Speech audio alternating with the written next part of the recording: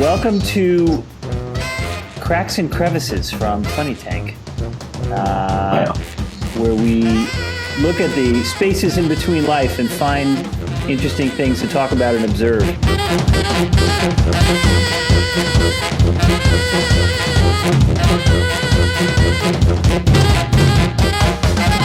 thank you for joining us here at the next episode of the Funny Tank podcast. And I don't know if we're still calling it Cracks and Crevices, but things are moving fast, so you gotta keep up with this. But whatever you want to call it, it's our next episode here.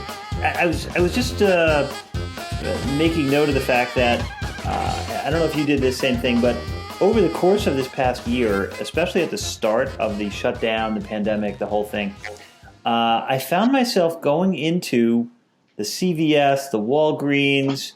Okay, I stocked up at the beginning on more medications of every kind that you can think of. Because I don't know if you remember at the beginning of this whole thing, we didn't know what this was going to be. What's this going to happen? Are you going to be vomiting? You're going to be having diarrhea? You're going to have constipation? You're going to be sneezing, coughing? You're going to lose your hair? What are you going to? My skin's going to be dry? Is it going to be too wet? I didn't know what was going to. So I literally went in there once. It took 2-3 trips. I think I spent $500 on medications. I'm going to open a drugstore. I got enough stuff at home now because that's the thing. I didn't use any. I didn't touch one thing. I didn't, now anytime I feel good, like when Judith would be like, I'm feeling a little congested or something. I was like, haha, just wait here 1 minute. And I go in the closet, I open up 4 bags of stuff that I got. I was like, do you want the contact? Do you need the Sudafed? Do you want I got 16 brands. I got the generic. You want generic? I got the brands. I got every kind you want.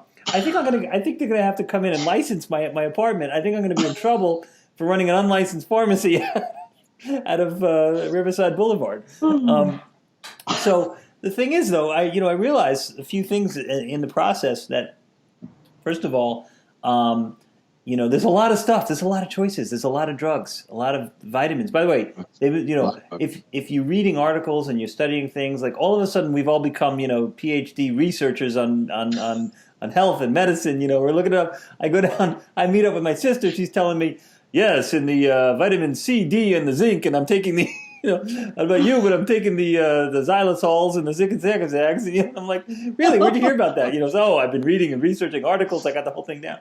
And, so we're all like suddenly experts.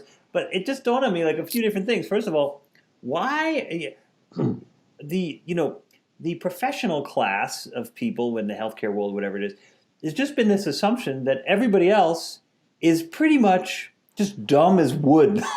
Like the rest of us are just like this mass of morons. Like, first of all, our vitamins are named A, B, C, and D. What is Keep it? it simple. It has meaning, but like, you're going to have the C's, I'm having the D's. What about you? I have the Q's. Oh, you get the R's? I mean, what happened? They stopped. By the way, after D and maybe E, that was the end of it. They ran out of vitamins. We only got A through E. And if you, by the way, if you're one letter off, you could be having an entirely wrong thing. And then there's this other aspect that struck me, was that, you go into these stores, these drugstore places, and they have 2 categories of stuff.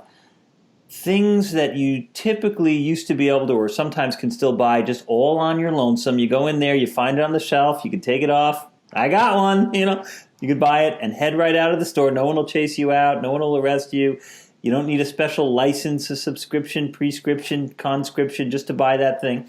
Other stuff, that's behind the counter. You need the professional. You can't get those things without, 4 layers of professionals weighing in, looking at you, checking your ID, checking your background, filling out a form, signing the waivers, whatever it is. Have you ever been into Home Depot? Do you know how much deadly stuff I can buy without any professionals telling me? I could drink paint, I could have turpentine, I could be working with saws that could cut your arm right off in 2 seconds. I could be using nail guns. I could have. You get the more deadly stuff in 5 minutes out of the Home Depot. Meanwhile, I'm going into CVS and I'm finding now they've locked down even the regular stuff. Like, I'm going down the aisle trying to get some some shampoo, some deodorant. They got that stuff locked in now too. I'm going like, why do they have some very just normal like skin creams and things under the lock and key thing? Like one time I was in the aisle, all of a sudden I'm hearing this, and I'm hearing something, man on aisle 16 attempting to reduce body odor without permission. They got the deodorant under lock. They got the deodorant locked down. Oh yeah, the deodorant. And I mean, I hate to say it. I think the reason is that people are stealing that stuff. But that's another. Maybe they're right when they think the masses are morons. But just the whole scene at these CVS's, Walgreens, and whatever, all those stores.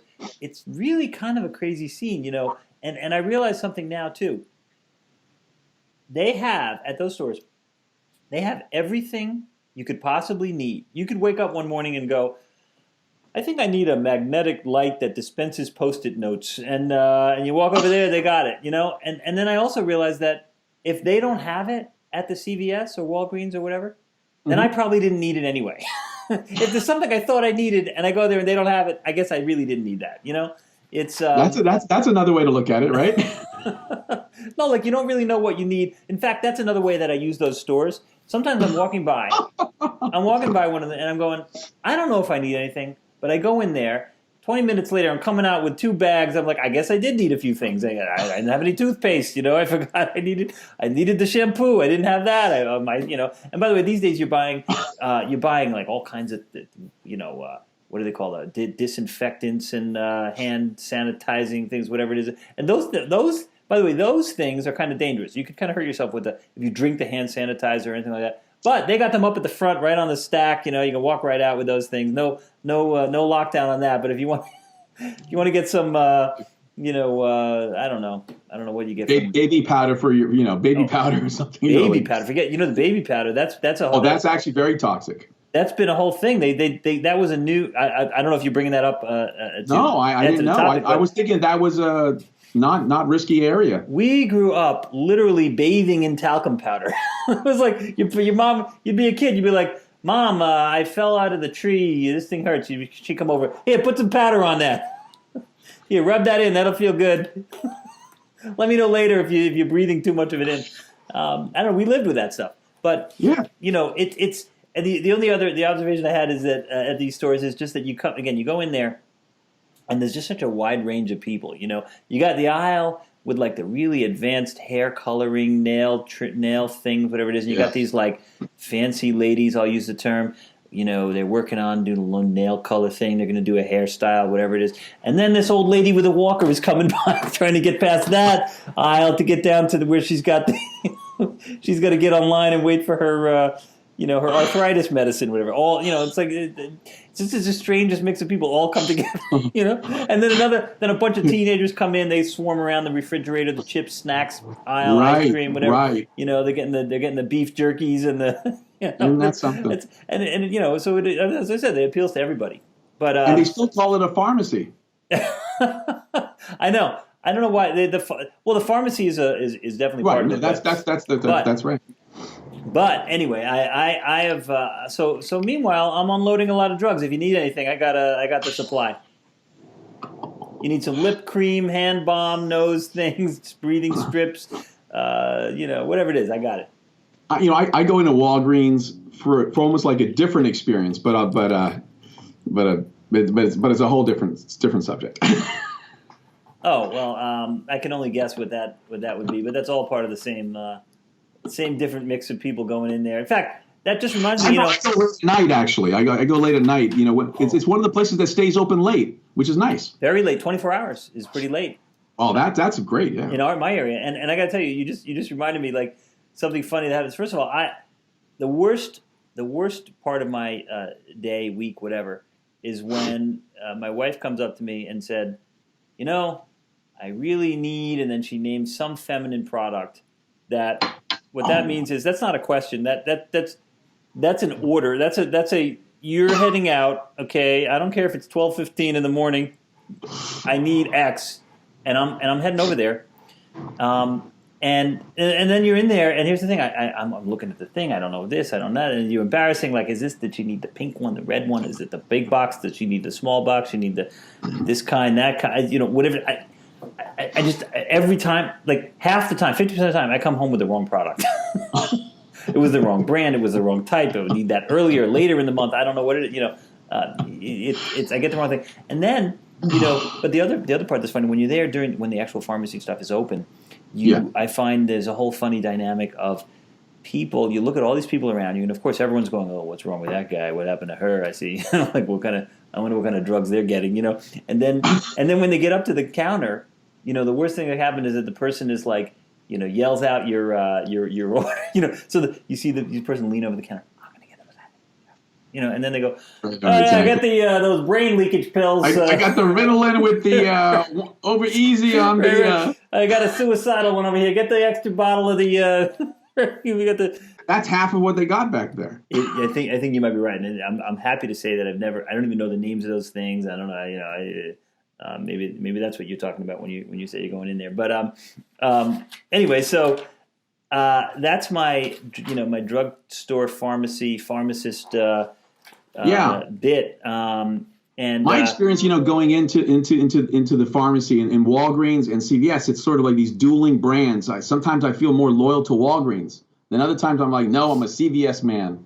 It depends. Depends on how much chocolate they have on discount for 70% after Easter or at Valentine's. I tend to go in right at that time when they have the 70% discount, and I start checking the prices and seeing, is it really worth it, or should I wait till it's 80%? Or you go back when it's 80%, but then it's the chocolates are gone. Oh, can I tell you? I tell you an embarrassing one. I went in right on Valentine's Day trying to get a card, right, and it was like late in the day. And there was a guy there, like boxing up cards, opening up new cards, and I was like, "Oh, do you have any of those Valentine's ones left?" And the guy gave me this. I just put all that away, and then he then without even saying it, he starts tearing up the tape, opening boxes, taking out things. It's all for me, and I'm like, "Well, I don't know if are you going to have one that I want? I don't know, because it's very sensitive. You can't just get any. I got to look through the whole box. You got to read each one. Oh no, I'd never say that to my wife. Wait, you went late on Valentine's Day? Yeah, it was like they already were boxing up? It was like late. As far as they're concerned, they're moving on to Easter. Yeah, it was like 11 p.m. I mean, it was late. I'm talking. It was just in time, but it was late. All right, and to boot, it wasn't to Papyrus or the high end stuff. You went to Walgreens. Yeah, of course. CVS, please. Sorry. But anyway, so. You're right. That's the best time to go, especially when you get there and you go into that. They have that seasonal aisle or whatever. So you're right. Yeah. Right after Easter, there's Halloween. Halloween's the best. You go, they get bags and bags of candy. Oh yeah, exactly. And the other experience I have when I go in there is the lighting. The lighting always affects me and puts me in a good mood. So sometimes, even if I'm just walking by, I'll say, you know what? Let me pop in, do my loop. And taking all that retail lighting and advertising, and especially during this pandemic, sometimes that was the only place that was open. So your only form of retail therapy was Walgreens, and I noticed that a lot of other people were walking around there, shopping, spending a little more time because Walgreens became your go-to retail therapy place. I'm pretty sure that even though Walgreens was the place where sick people go, it was also the place that no one got the virus. Because what they didn't tell you is the fluorescent light kills the virus. So that you go in there, you get those fluorescent, everyone's good shape, You know what? That's why the lighting's so bright in there, isn't it? That might be, but I'll tell you, it's like a little like Vegas. We didn't realize they got the whole Vegas. If the new CEO of CVS came out of Wynn's Resorts, we'll know why. You would not be surprised. Now they have the color of the beams, the lights coming in. Maybe you're right. I think they should go. They should increase the lighting ideas. Yeah. Well, and I'll tell you a funny one. Speaking of how they're open really late, I went into one literally 12:30 in the morning, just picking up something for the wife as usual, and there was a guy. So this is in New York City right now. I mean, things are a little chaotic. Things are a little crazy. Late at night, and I see this guy coming into the store, escorted by 2 police officers, and he's got a full basket of all kinds of stuff that he loaded up and just walked on out of the store.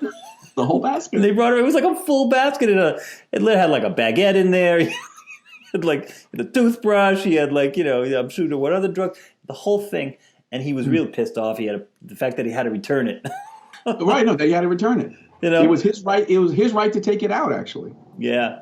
I mean, I felt bad for him, but it was definitely I've seen that happen so many times, and we know that it happens a lot in Walgreens, and it's very difficult because they have to beef up security. Yeah, it's very tough. Definitely. Now, do you ever go to the national brand, like not a CVS, not a Walgreens? Are there any left? Do you go to any just independent kind of pharmacy, drugstore place? Are there any in your neck? Like an older brand that may still be around in a smaller neighborhood. Yeah. I look at them from a distance and wonder if it's just a bunch of old guys from the 50s still giving out the mortar, and I don't know. I never go in, but there are a few around. I never go in though. Yeah, they're in the back mixing up the potions and lotions and whatever it is. You know what I mean? Like that. That's what they do. I don't know. Like they've probably killed 2-3 people along the way. They don't have the same licensing, but they've got grandfathered in. And I don't. There's definitely a few of those around New York, but I tend to avoid them. Because again, there really are those in New York? Because I would think they're in every city, but they're just less and less, far and fewer between. Yeah.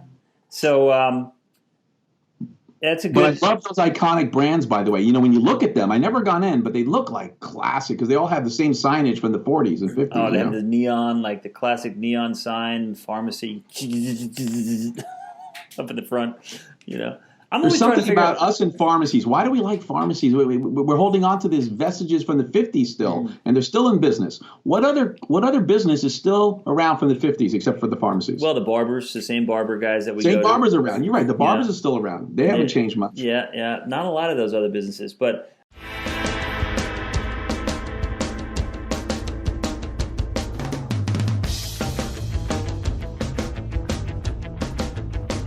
Topic number 2 I had was just an interesting observation that you notice that the pharmacist, person behind the thing, kind of administering all these health-oriented drugs, which you can't get. Again, you can get poisons out of the pain store all day long. You need a special permission to buy the stuff that makes you healthy. I don't, but the guy or gal behind the counter often looks really unhealthy. I don't know if you notice that the pasty skin, the eyes are drawn in thing, the sniffling nose, the hair looks greasy.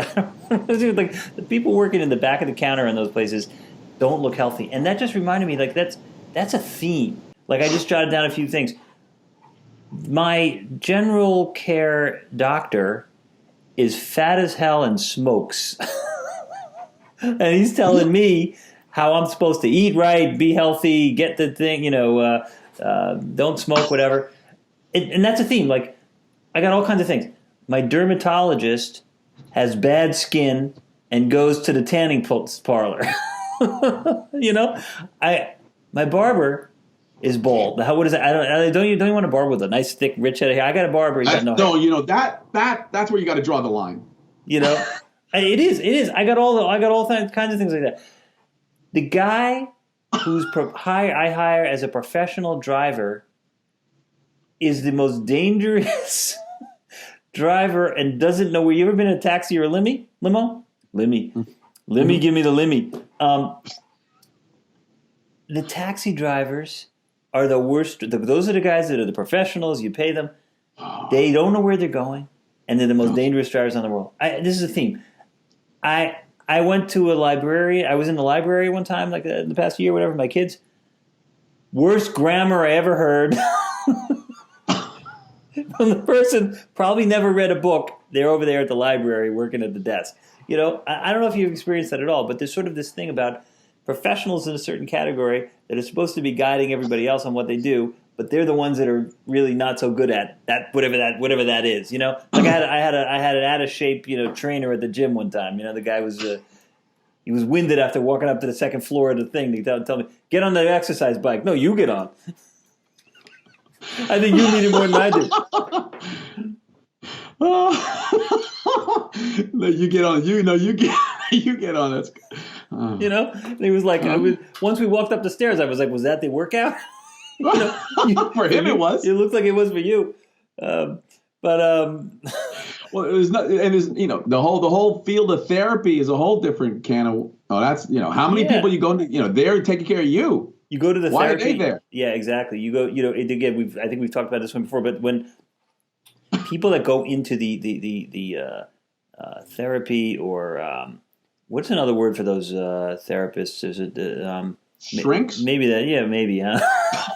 I don't know if that word's allowed anymore. The shrinks. What does that word even mean? Let's Isn't come it back shrink? to that. No, because it shrinks your head, right? What That are was they shrinking? the old voodoo doctor shrinking Who your wants head. to shrink something? That's Maybe, weird. maybe. By the way, that's a good analogy because you're not really shrinking your head, but you're shrinking your ego that's crowding out your head. You know what I mean? So there's something actually good about Shrinking. about the idea of Usually, shrinking is not a plus for most, at least not most men. most men. You don't want to be shrinking. You want to shrink your gut, not much else. For women, it's a big seller. Let's shrink. Okay, let's go to shrink. That's true. That's true. But the therapists, as we've said, are often the most ill adjusted people themselves. Maybe they went into that field because I've been doing therapy. Maybe that's what I should do for a living. I've seen that many times. Oh, not that I know, but that's my understanding. Yeah. So anyway, just a short observation that a lot of these so-called professionals are anything but. But if you take that all the way, then that whole sort of possible reality is, and that's in almost every occupation. Imagine like the life coach; they're coaching you. Yeah. Well, have you ever seen your dentist's teeth? If it looks like Indian corn, you might have a problem. Have you ever seen Indian corn? That's not what you want your teeth looking like. Of course, you don't want it to be like the chef profession. That you got somewhere along the line, things get a little bit gnarly. But chefs, all of a sudden you have a chef that's a terrible chef. He poisons everybody. No, but but that's his calling in life. I go the other way. I have had the experience where chefs are some of the fattest, most engaged eaters you've ever seen. And that's good. That lines up. You know what I mean? If you had a chef that was really skinny, looks emaciated, that's a good point. You might wonder. I guess eating is part of the trade craft for the chef. Yeah. Well, you wonder why their food bill is what it is. It's a per dish loss, profit loss depending on the size of the chef. Imagine if I had a restaurant, I'd want to not hire a super overweight chef because you if you were the owner. Yeah, if you're the owner, you're like, this guy's eating into the profits, literally. But he makes a great souffle. Yeah, but you got to let him go. He's costing us too much. No, because he let it go. He let himself go. Unless you have something else to add on that, but that was it. No, I think you're right. Occupations, you don't know what people are masquerading in the very occupations they need help in. It is we'll keep going on that one. I mean, I just thought of. I really like before you hire a home organizer, you should go to their house, check their closet, check their garage. Let me tell you, that's a real one right there. And I mean, maybe the moral of that story is just that. It's easier said than done. Period. That's it. Because a lot of us know what we should do or what we could do, but we just don't. It's easy to tell other people, and walk the walk versus talk the talk. Exactly, and other metaphors. Yeah, preaching to the choir. Yeah. Said that they're not they are the choir. They should be sitting down listening. Yeah.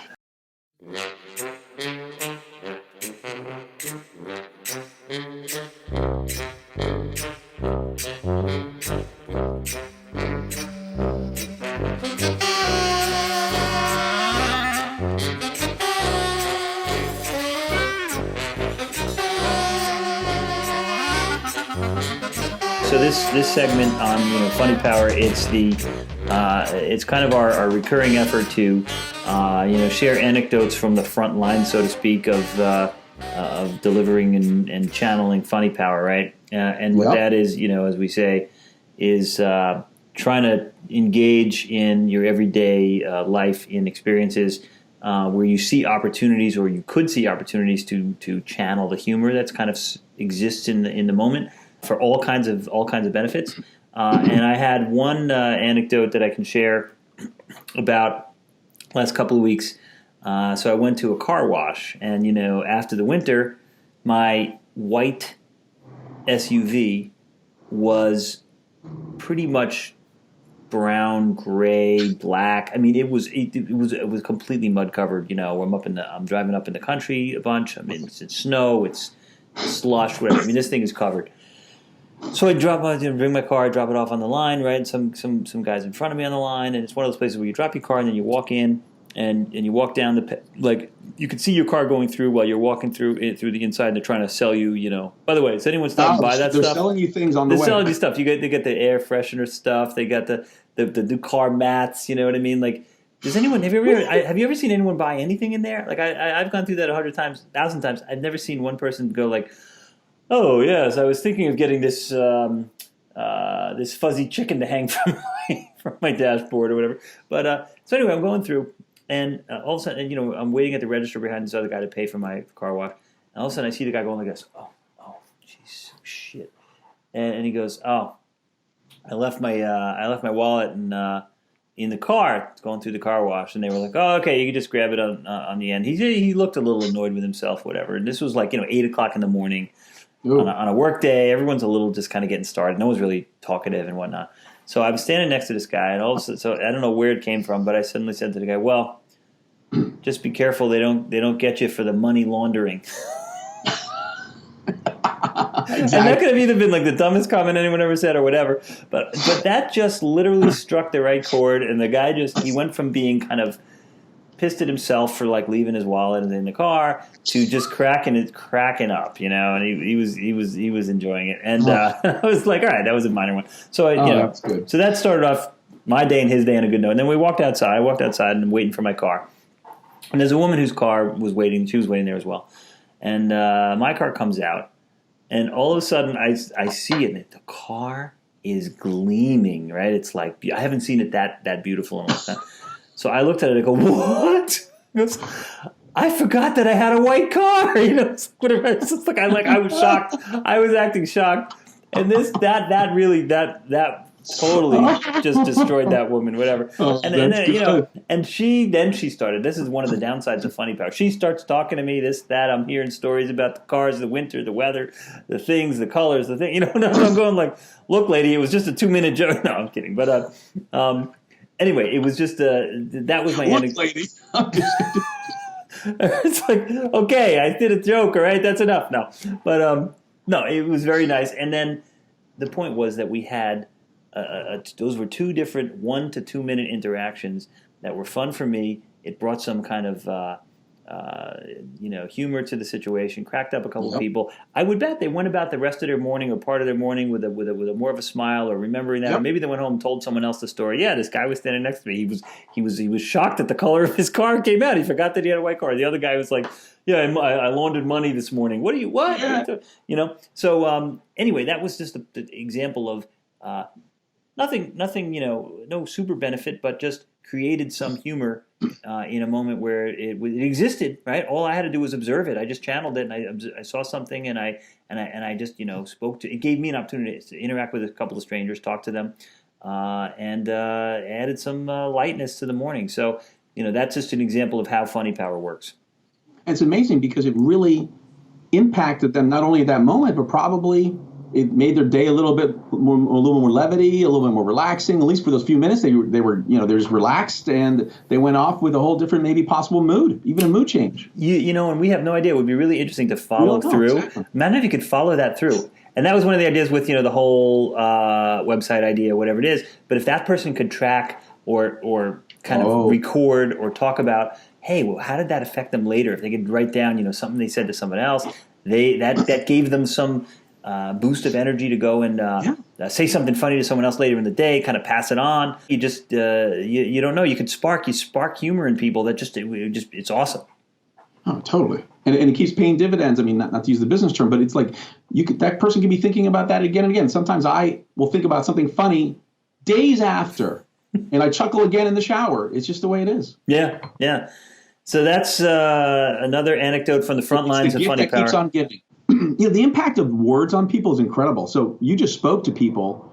I mean, you didn't start like giving them a back massage. You didn't. You never know. Run around. You delivered that kind of funny power by the choice of your words and what you said and how you said it at the right moment in time. It's kind of like not easy to do.